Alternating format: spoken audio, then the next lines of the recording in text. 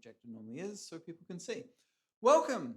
Welcome to Effective Audiences, Improving Profits with Personas. I'm super excited to share this with you guys. We're going to go through what a persona is, how you can get started on creating one, how you can use it on LinkedIn, and you're also going to see some of the results we've got for businesses like many of you guys out there. So you'll see just how applicable this really is.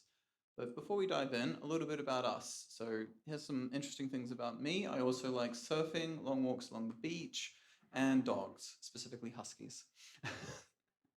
But, pardon? Yeah, I don't know, everyone says this is good. Thanks. And I'll hand it over to Emily because she's the one that makes everything pretty.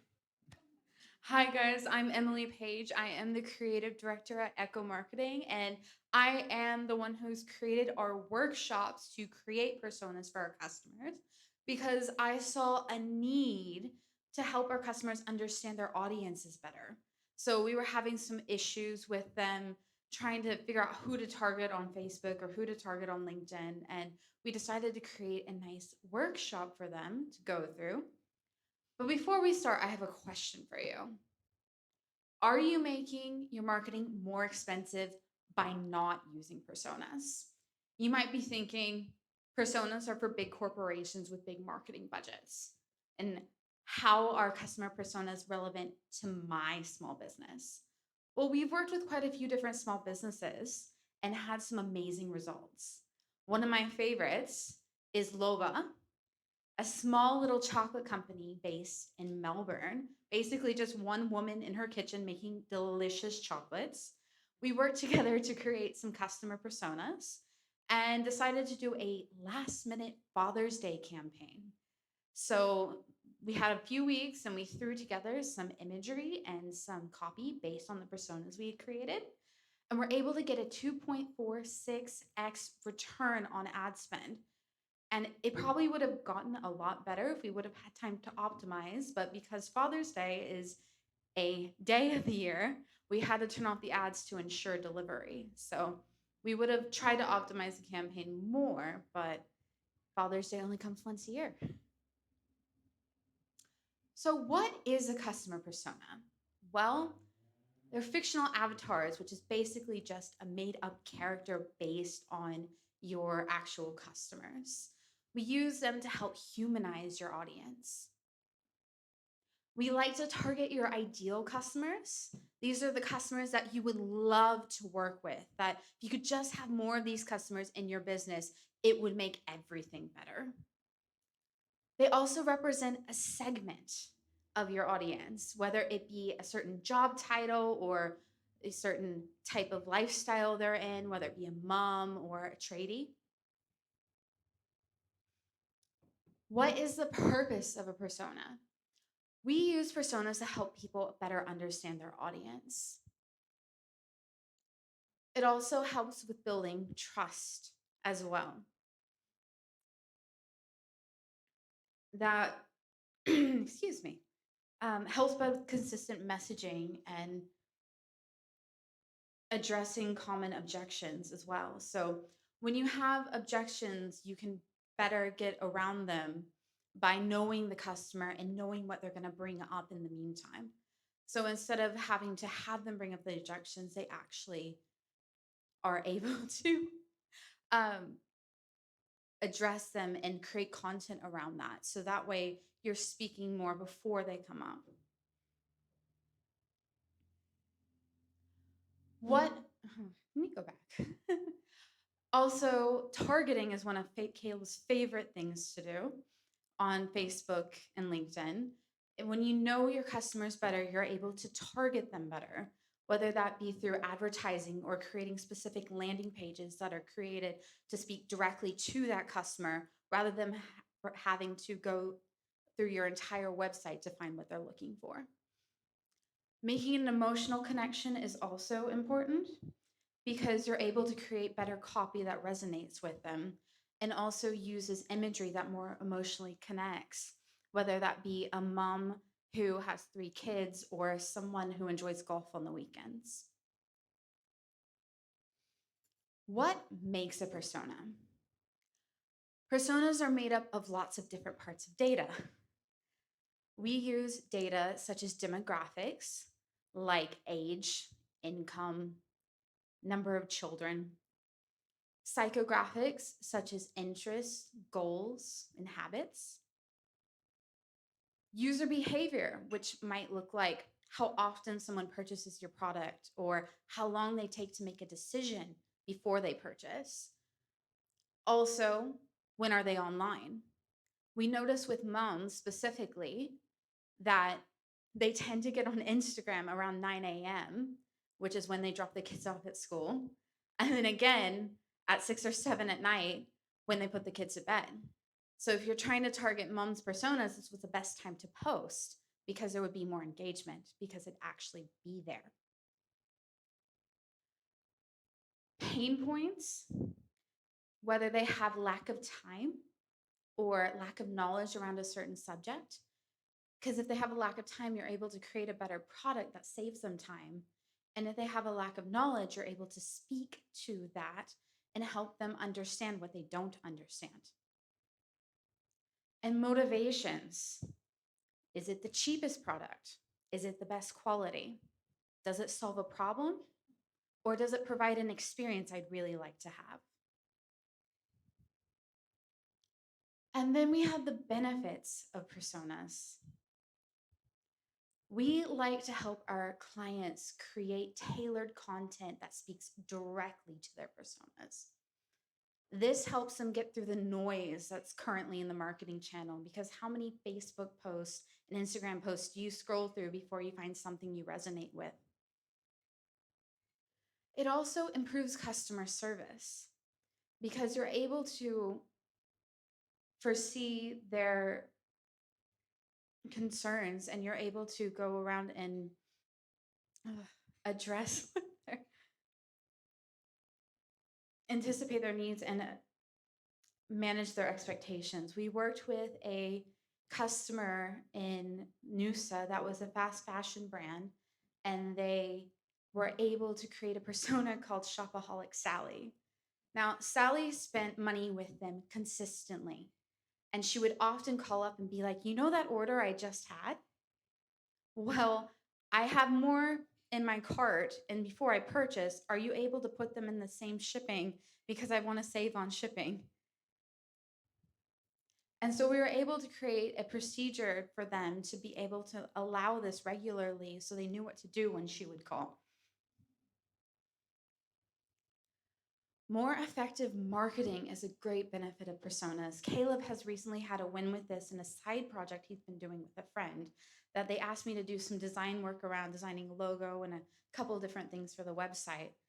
And I required them to create personas for this because I wanted to know who they were targeting and what design I should create based on the people that they were trying to get at. They have been able to make thousands of dollars in sales in the past 6 weeks just because they created personas, because they knew who to target. They were also able to make an aligned product offering because they created things designed directly to these personas. So they created extra revenue that they wouldn't have been able to realize because they were able to create extra revenue that they weren't able to realize because they had more things to offer this specific person. So what does a persona actually look like? Well, personas are fictional characters. So have any of you heard of these fictional characters? Any of you consider yourself a Rachel or a Monica or a Ross or a Chandler? So let's look at these guys as personas. Here we have Rachel, the fashion enthusiast. She's a retail manager. Someone might reach out to Rachel on LinkedIn because they're a small fashion brand that's looking to get into a store that she manages. They can find her by being able to target her interests and her skills on LinkedIn. Then we have Monica, the culinary expert. A liquor rep may be looking to try to get a new wine into her restaurant to pair well with her menu. Then we have Ross, the passionate paleontologist. Ross would make a good candidate to be able to speak at a conference that talks about either dinosaurs or evolutionary biology. So someone might speak to him and reach out on LinkedIn to see if he'd be interested. And then we have Chandler being the data driven marketer. As a marketer myself, I have had many people reach out to me trying to get me to buy their product to help my customers do more, whether it be for SEO or the latest email marketing software. So let's look at personas when it comes to targeted messaging. We have Flex Shoe Brand, a new eco friendly, highly fashionable shoe. For the fashion enthusiasts, we talk about them being able to flaunt their impeccable style. With a culinary expert, we talk about how comfortable the shoes are because spending a day in a kitchen can be really hard on your back.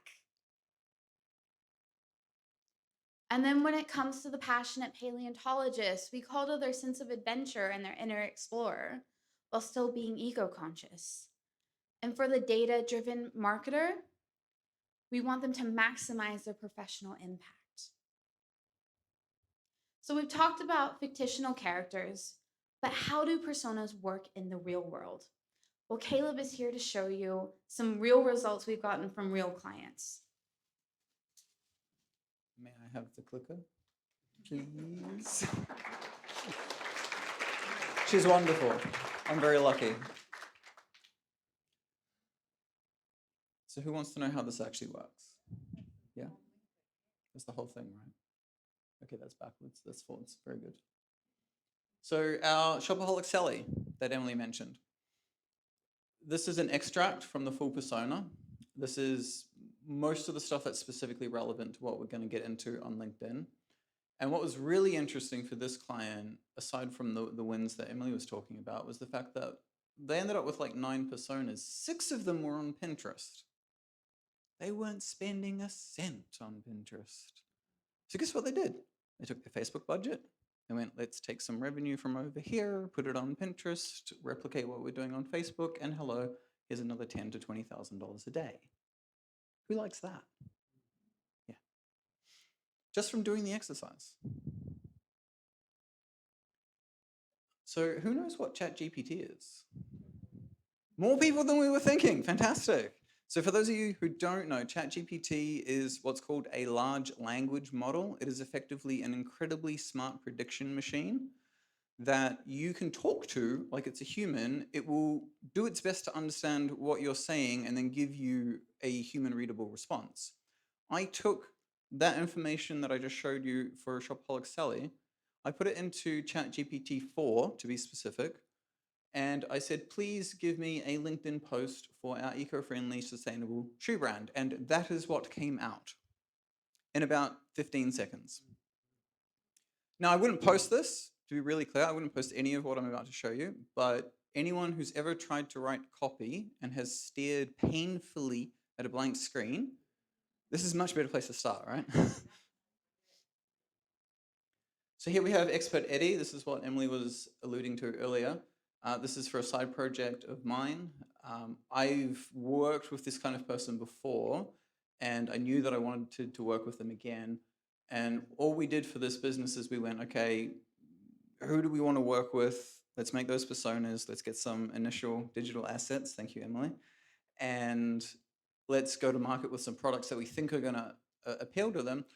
My business partner put in 1K that we put into ad spend, and we've just been reinvesting. We've done 8,000 in revenue in a few weeks, which is super, super exciting. And yeah, we've created, I think, about 4 products at this point around the persona and using things like ChatGPT. Here is, again, copy, paste, ChatGPT, please give me another LinkedIn post for this new persona, Expert Eddie. That's what it spits out. Again, I wouldn't copy and paste that directly, but it's a really, really good place to start from. Our Insta Foodie from earlier, Lova. This one was crazy. This was in the middle of Melbourne lockdowns. You know, international news of how strict those lockdowns were. 2.4x return. because we took the time to figure out who are the people we want to talk to and how do we get in front of them and talk their language.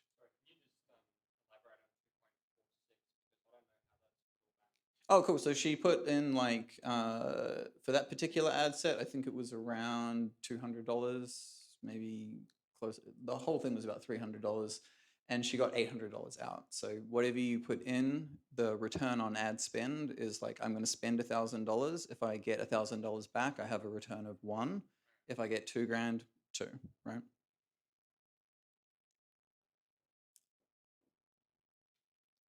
Really hard time to advertise.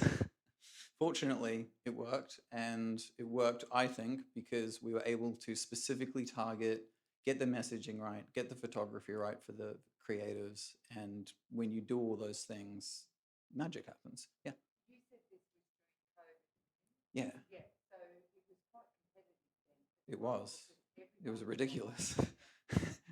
Yeah, most businesses were crying because their ad spends were. This is a brand new ad account. This lady had this is brand new ad account, brand new pixel. She'd had accounts shut down previously for unrelated reasons. It, I was impressed, and I've been doing this for several years. So yeah. Anyone else want to make a comment? No, it's good. Yeah, especially fresh ad account. Like Emily said, if we had been able to scale this over time, yeah. And again, copy paste. Please give me another LinkedIn post. And again, it's calling out elements that are going to relate to that persona. And this is the main thing I want you guys to understand. When you have a persona, when you have these things written down, there are very easy ways to turn this into stuff that you can actually go and communicate to these people with. Okay, we want you to walk away understanding this and implementing it in your business. So on LinkedIn specifically, there's two main ways to use personas outside of content creation. This is inside the Ads Manager. This particular setup you see, this is for a videography business that likes to work with charities, B Corp, socially conscious businesses. And so these are interests and skills and tags that are related to that. LinkedIn is not Facebook. If you're going to do ads on LinkedIn, you need to understand that. You can't treat it the same way. What you have to think about is people are coming here for business. They're coming here to talk about the professional side of their life. They may talk about going for a round of golf with some CEO buddies, in which case, if they post that, LinkedIn's algorithm will scan the profile and you'll be able to target that as an interest. But you've got to think like that. So if you can't find a group based on what you're looking for, if you can't find an interest, think about related interests. You'd be surprised how many parenting groups are on LinkedIn. Right? If you want to go after parents, you can't target dependents on here, but you can target parenting groups. The other way is search. So we had a talk earlier this year, Luke, about LinkedIn search. Yeah. And just using LinkedIn search, you'll be amazed at what you can find. So we have our fashion enthusiast and our passionate paleontologist. I was shocked at the number of paleontologists that are actually on LinkedIn. I was genuinely blown away. And also by how much they get paid. That shocked me. But my only exposure to them was Ross on Friends when I was growing up. And he had, an ex-wife. So there's that. So you guys are probably wondering, okay, this is great. You've baited the hook. You've told us all these wonderful things. How do we actually do this? A lot of it comes down to the research. So we look at a hell of a lot of data. Surveys are fantastic because you can get qualitative and quantitative information from those that you're surveying. Analytics are a great place to start if you don't have a lot of data. Customer data, so your CRM, your personal database, that kind of thing. You'll probably have a lot more information in there than you're aware of, especially if you're using more sophisticated email marketing software. They will track things like links, and if you've given people options before around different types of products or different services that you offer, and they've clicked one link, there's a reason they clicked that link. And if you can think about what's driving that, you can potentially use that to infer an interest or a preference or something like that.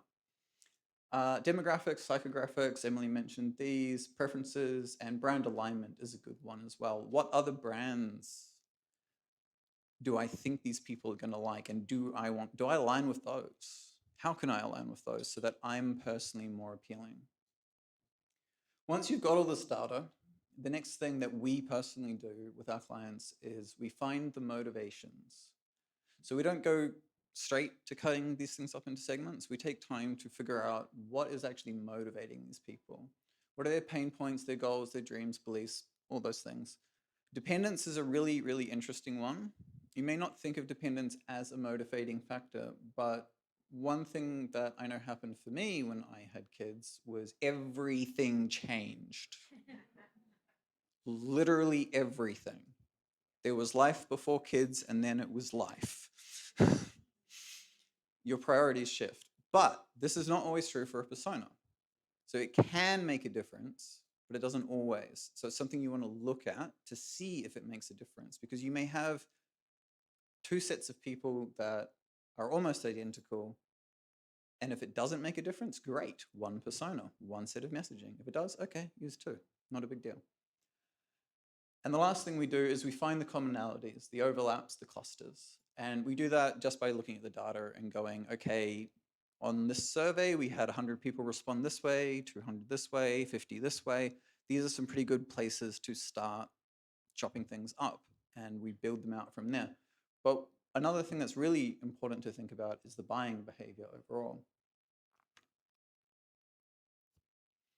So buying behavior isn't just purchasing. It can be when are they online, as Emily mentioned. It can be do they use their mobile to browse and then purchase on a desktop or a laptop computer. I know there's heaps of people that commute. That's not a strange thing in Australia to sit on a train or a bus if you're a professional. So that's going to be a lot of phone-based browsing. And when they get to the office, they may or may not decide to purchase or completely forget about it. But if you're able to figure out this stuff, you know the best time to send them a notification or an email or even an offer is probably right when they're leaving work or when they're getting home, if you can figure that one out. So think about buying behavior as well. It's a really great way to segment, because if you know that Shopaholic Sally's buying behavior is 24/7, but Expert Eddie is 2 in the morning because that's when everyone else has gone quiet and he can now focus on what he's doing, which involves 3 screens and a pile of books, then you know, okay, let's serve these ads over there, or let's send messaging based on that. So we have an exercise on the table. You guys are going to find little sheets that look exactly like this, fortunately. Grab one. Hopefully you have a pen. If not, there are a couple on the tables.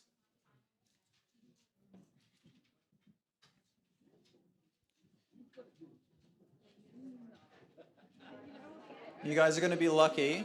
This was going to be the 30-second persona workshop. Then it became the 2-minute.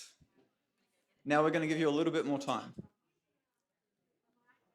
So I want you to fill out as quietly and as quickly as possible based on your personal ideal customer or client. Who would you love to have more of in your business?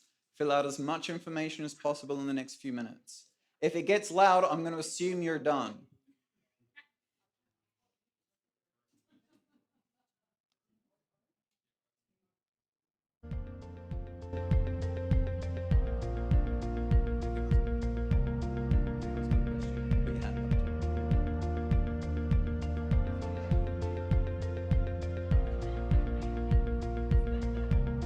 Yep.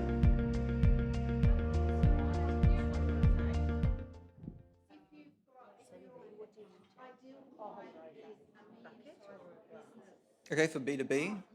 So if you're a B2B business or service, your persona is still going to be a person because you're going to be having a relationship with a person, but you will also have most likely a persona for the type of businesses that you're working with. What would you do, Emily, for a B2B? One for the type of person you're connecting to?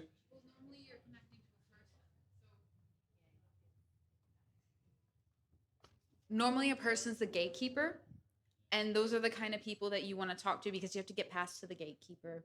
And then you may have like the gatekeeper as a persona, and then the actual decision maker is a persona. But if you're marketing the gatekeeper, then you're actually able to get to the decision maker.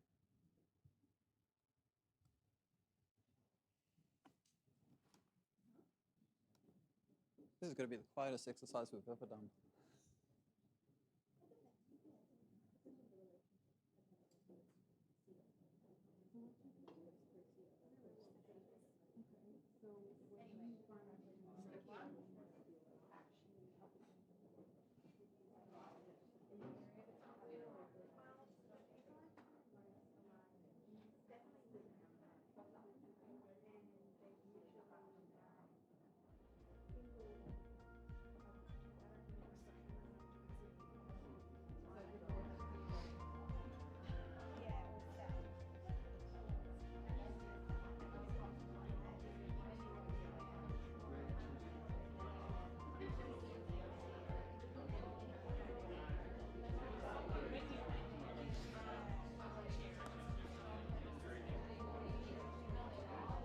Okay, we're all done.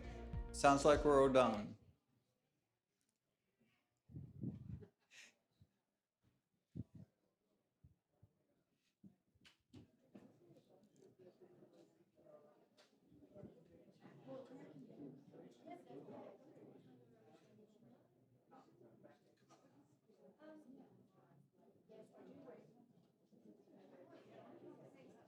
Anybody struggling?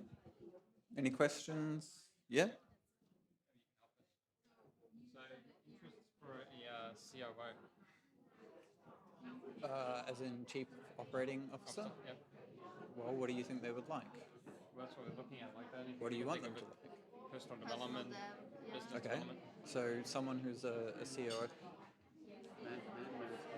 Personal development would definitely be one. I think you'll find an element of networking. What I would say is like look up. So here's a really quick thing. This is a really good question actually. What to do when you know the job title, but you don't know a lot of the other information. You can just look up the job title and start scrolling through profiles to see what people display. And then build it based on that. Your persona is a living document, okay? It will evolve, it will be updated over time. It's not one and done. So we ready? Oh yeah, another question?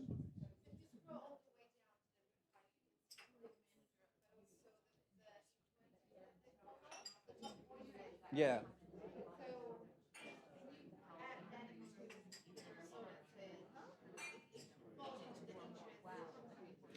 Yeah, so there's a lot more to a persona than just this, but Luke said we had 10 minutes. And it normally takes 90. Okay? Yeah. Yeah, you can see all this information except age and gender, which you can infer by looking at the profile picture.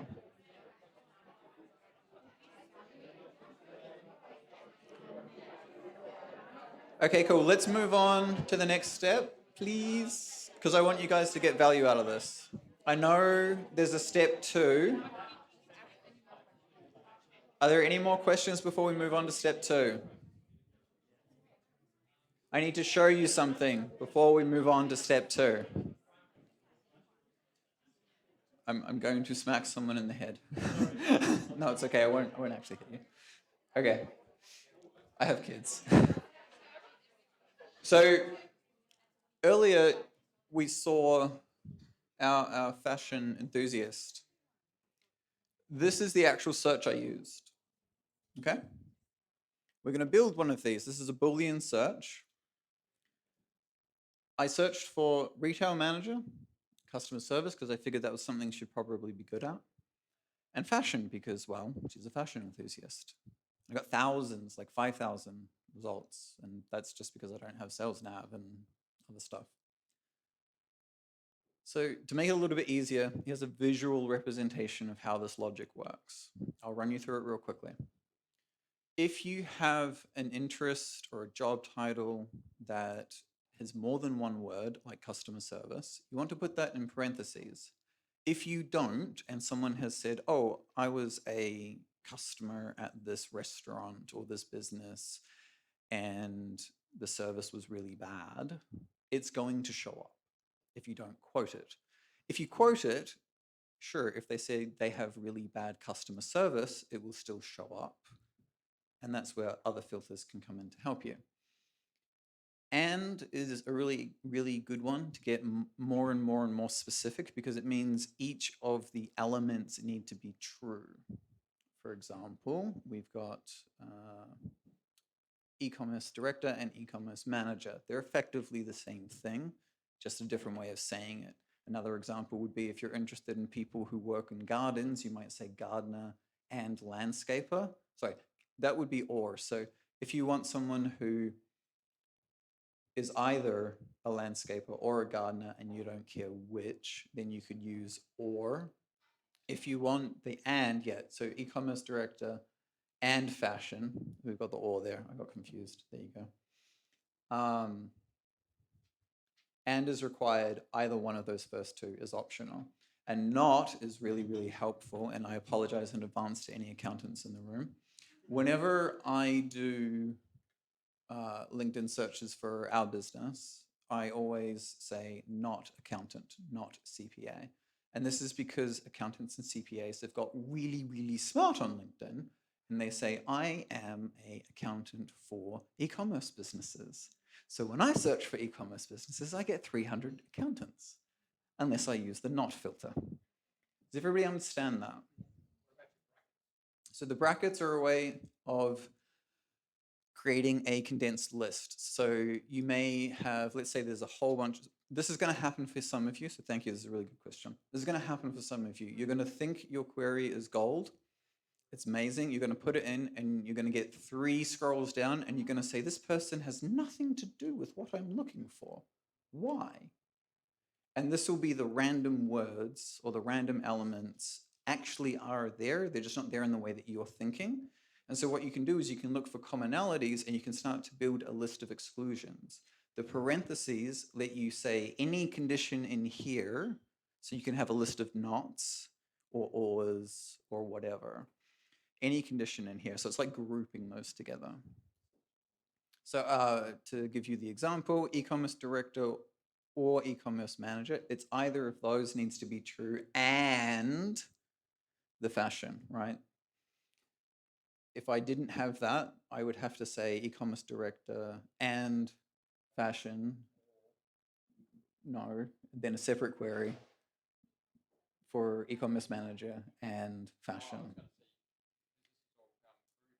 No, because if I did or, what would? No, I was going to say you could do e-commerce director and fashion or e-commerce manager and fashion. Oh yeah, that may work. I haven't done it that way, but that could work. Yes, it's tedious. So use the brackets. It saves time. My hope is that you won't have to with this. Any other questions? Cool. So now step 2 is a template. Feel free to use that template. The template is on your sheets. Take the interest, write out your own search query, grab your phone, go to LinkedIn, type it in, hit enter, find people, okay? I'll give you another 3 or 4 minutes for that. No?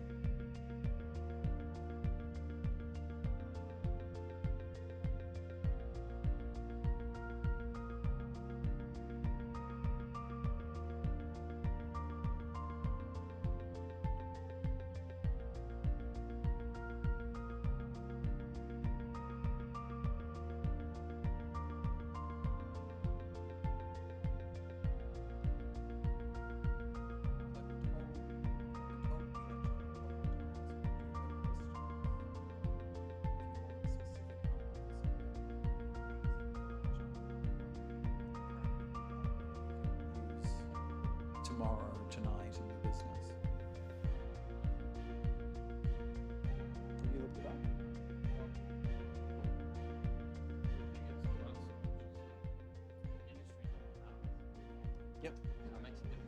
No, but you just use title.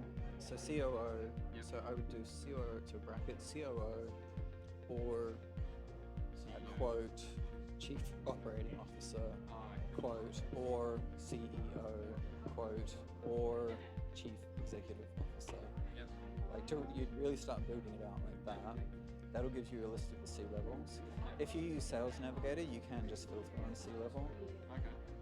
and you can target C level directly that way. But that's how I would go about that. So I would build out the title, and then I would start looking at ways that you want to relate to them. So what are your interests?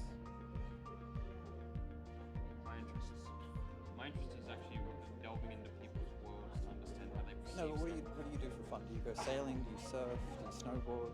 I'm a workaholic.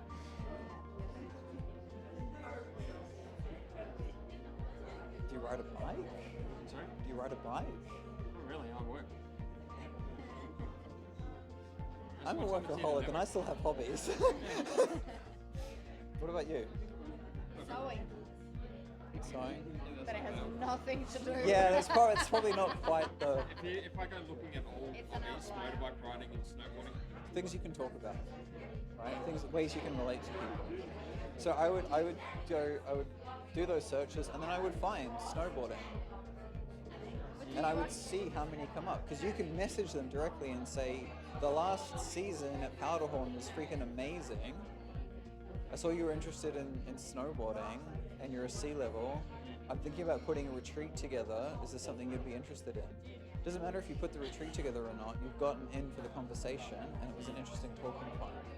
And if you get enough people saying yes to that, well, now you know, people have literally told you, here's a product, you can sell them. So you're finding that people do put their personal interests on LinkedIn? People post more than you would think, especially when they can relate it to their business, and it's a flex. Yeah. And C-levels get paid a lot, so they flex in really weird ways. Just remember that. Okay. So there was there we go. There was a really good question over here as well of like, what if you don't know the interests? Or what if you can't relate to them, right? So think about your own personal interests, your own personal hobbies, and what would make sense in a business context. If I was, the example is they were looking for COOs, CEOs, right? So what interests are those people going to have? It's going to be very, very varied. You could probably pick a large number. Golfing, yeah, sure. But one of this gentleman was interested in snowboarding, so you could use that to find a starting place to start talking to them. You've got a question? So say you find all these people that you want to send a message to, and the message will essentially be the same. Can you do like auto, you know how you can do scripted text in Word? You can. So what do you? Well, yeah. So that I can Just give me a second. Excuse me, just real quick. Do you guys want me to repeat the questions and read them out, or do you just want me to go around and help you guys? What would you prefer? Repeat the questions. Why don't you help somebody openly so that we can hear everybody else? Yeah, you want to do that? Openly help somebody. Yeah. Sure. so we Okay. can hear. You're it right now. So what was the question again? It was. So say I've got a big list of people I found that I want to send a message to, and I want it to be the same message. So can I auto text so that I can just stick it in each one and send it? So I copy and paste.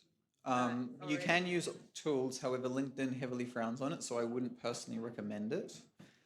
And the more personalized and tailored your message, the higher your acceptance rate will be. Yeah.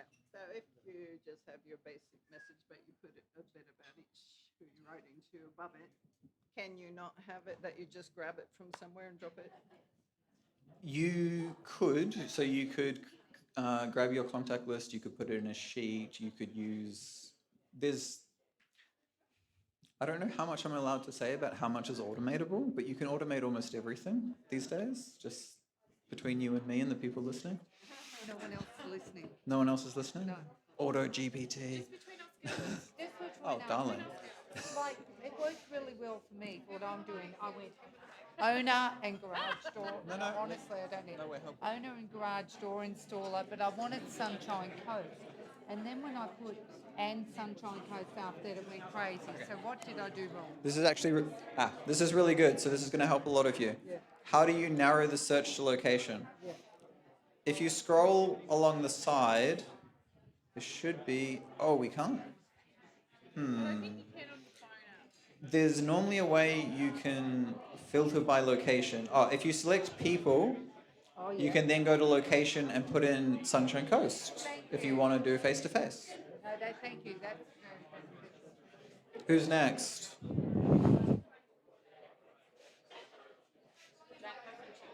Bugging people? All right, I'll bug people. Sorry, so the quotation marks are to say just this word?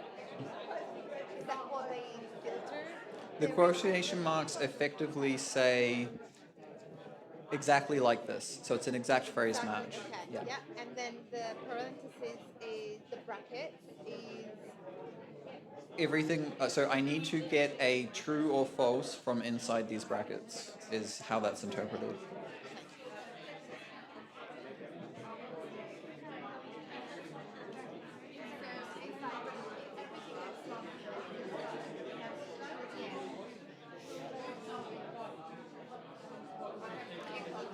So who's surprised by how many people they've been able to find?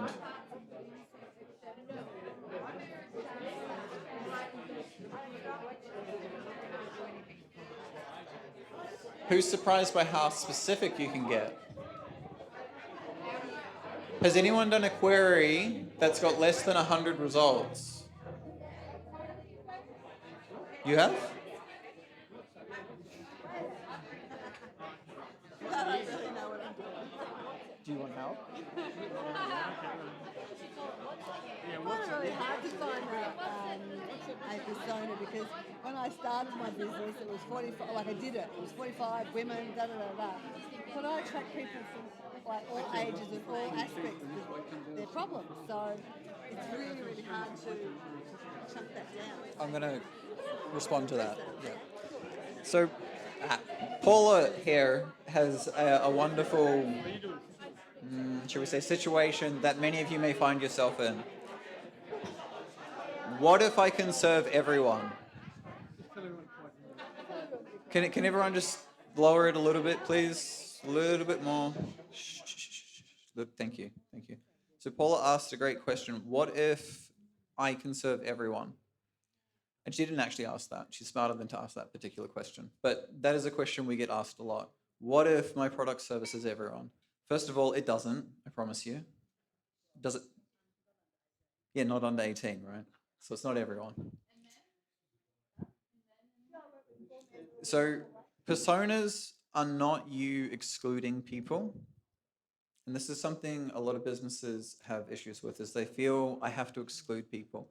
And this is both true and false. This is one of the weird oddities of life. A persona is about speaking and understanding a particular segment of your audience. You can have 50 of them. We don't care as marketers. We just want to know who we need to talk to, how to talk to them, how to reach them on an emotional level, so we can guide them from where they don't want to be to where both of you want them to be. That's the whole point.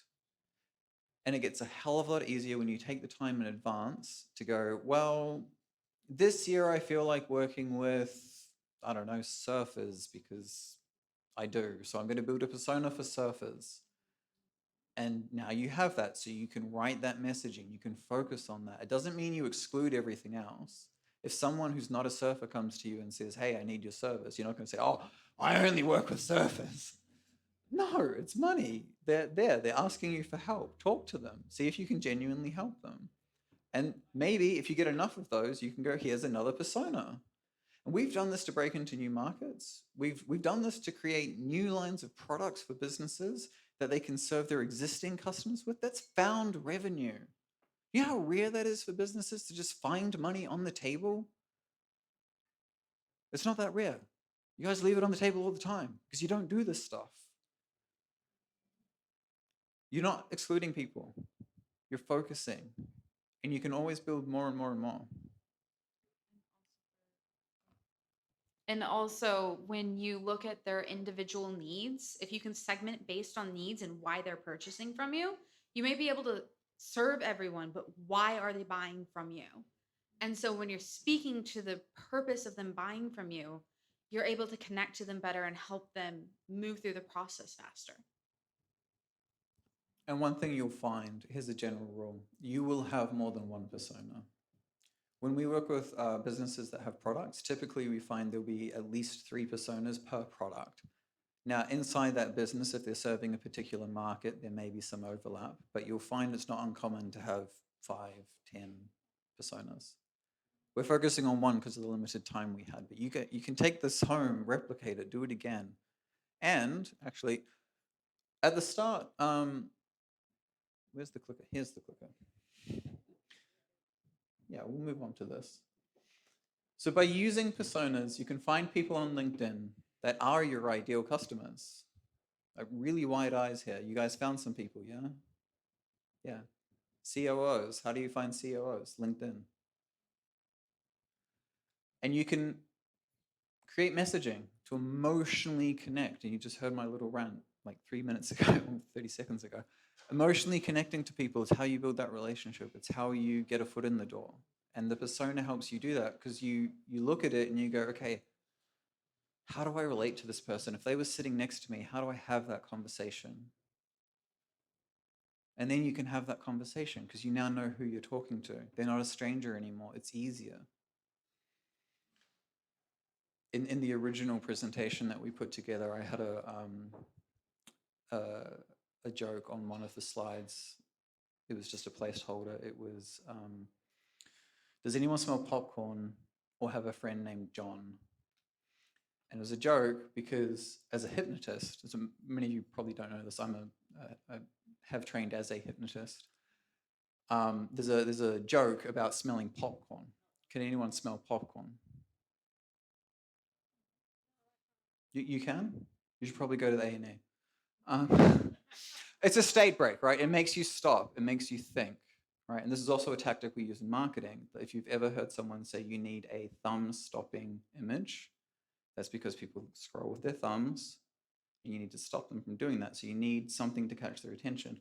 And my friend John, it's an old hypnotist thing. It's a way of relating to someone without directly relating to them. And this is effectively what you're doing with a persona. Because you don't know these people. They are strangers to you, but you have a pretty good idea and you're interested in finding out more. So at the start, we asked a question, and we have another one. Do you think using customer personas would improve your marketing? Yeah, cool. I'm glad you said that because we have an offer. Surprise, surprise. As marketers, shock horror. So we're going to run a workshop at the end of the month. You guys are the first to see this. It will be an online workshop over 2 days, about 3 hours in total. And we will run you through the exact process that we have run, all of the examples that we showed you today of those clients. We're going to run you through that process to get set up using personas. And then I'm going to show you how to use them with ChatGPT and other AI tools to really take your marketing and your content creation to the next level. Any questions about that? Cool. Any questions at all? Who got value out of this? Like, who is going to go and use this?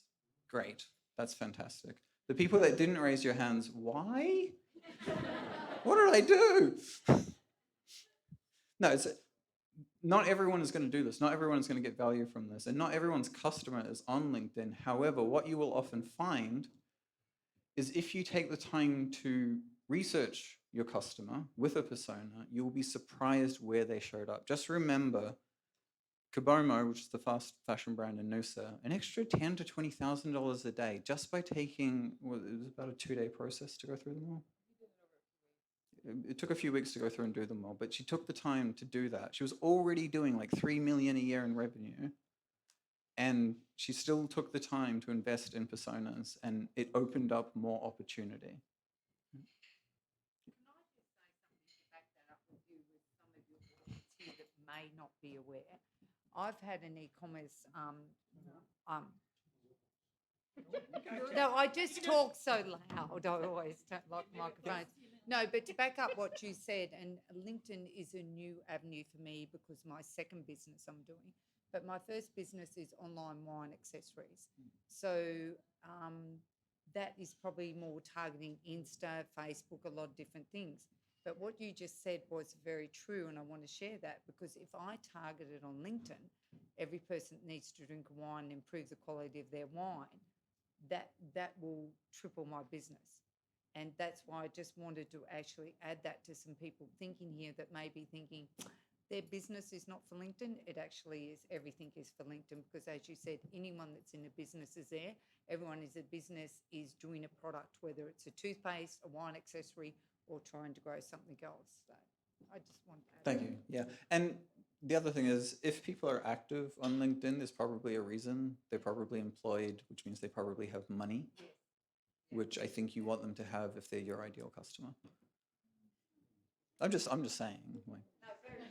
We've sat down with businesses and we've gone through and we've spent like half an hour, 40 minutes going through, and we get to the income section. This is before the process had been refined. We get to the income section and say, how much does this type of person make? And they go, I don't really know. So we go and we look at stats, ASBAB, Australian Bureau of Statistics, or this is for a US client, so US statistics. Oh, their average income is like 38,000. How much does your product cost? Well, the average order value is like $200. They're not buying your product. Not at the spur of the moment. That's something they unfortunately have to save for. Let's find a new persona. Yeah. Right. Any last questions before Luke steals the mic back?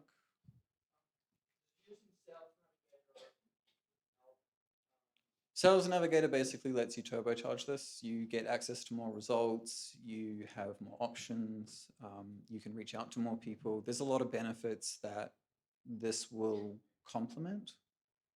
Yeah. Yep.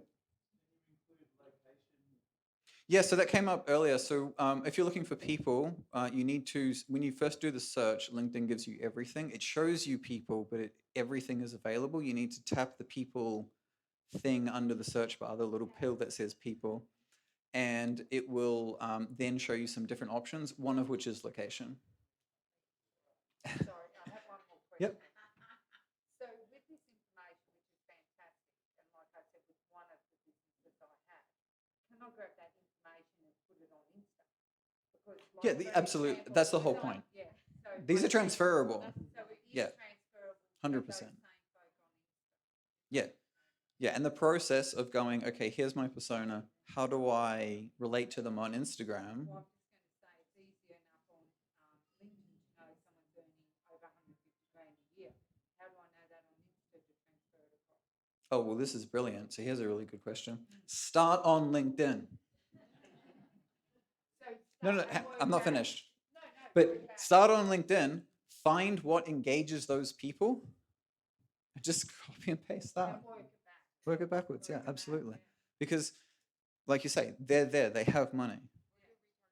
And then do retargeting. No, I get that because what's so good about what you're saying, because most e-commerce, which is one of the businesses I have, you start the other way.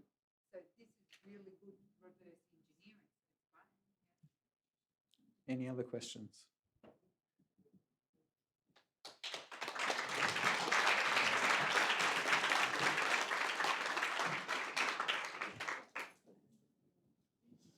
Cool, give another round of applause. Clem and Emily.